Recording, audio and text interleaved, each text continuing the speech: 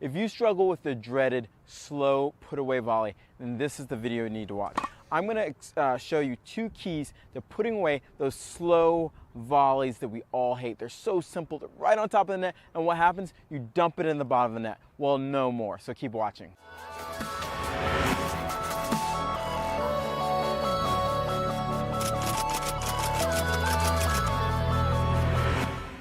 Don't you hate when you've been in a match, you do everything right, you set up the point, and you get this easy sitter volley, and what happens? Boom. You drop it in the bottom of the net. Oh my God, I can't stand that. Well, in this video, like I said, I'm going to share with you 2 keys to make sure that doesn't ever happen for you again, or at least we alleviate a lot of it.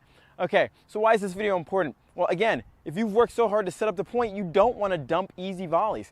And the kind of weird thing about it is sometimes the easiest volleys are not so easy, and that's why we need to know the important parts about preparing for this volley to make sure you don't dump the easy ones. So let's get into the lesson today.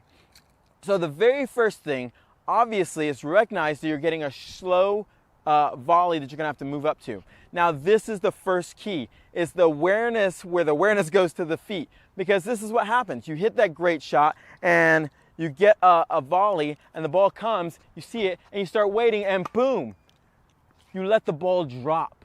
When we see that we've hit a great shot and we're going to start moving forward, the first thing we want to do is make sure we move in and use our feet, okay? It's so important. That's the number 1 key. Awareness that goes to the feet. Once we recognize that, okay, I can get in and I can actually take the ball above the net, that's half the battle, okay?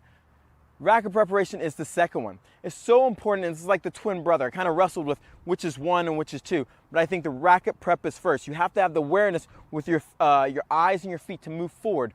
Now, once we're darting forward, and I mean when I say you have to move a lot quicker than normal. Most players come in for a volley and they split and they come in and they let the ball drop, and that's what happens. Compared to seeing the ball, getting in, and really closing the net hard with your feet.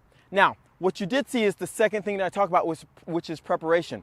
The other thing is we start moving to the ball, but we haven't set the racket.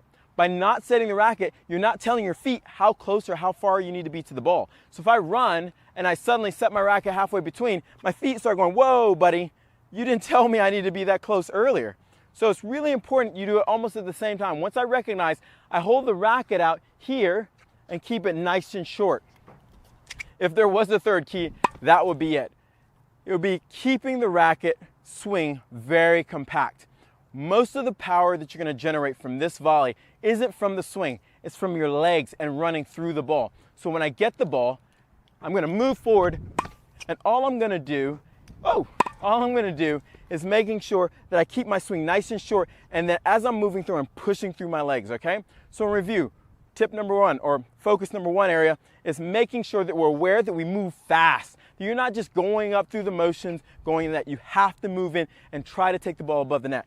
Number 2, racket preparation. Making sure that you hold your racket up and in front of you, keeping the swing really short, which is basically kind of number 3. As long as you can hold that racket, keep it short, and take the ball above the net, you're going to make a lot more of those easy, slow, killer sitter volleys. Now, this is the one warning that you have to have.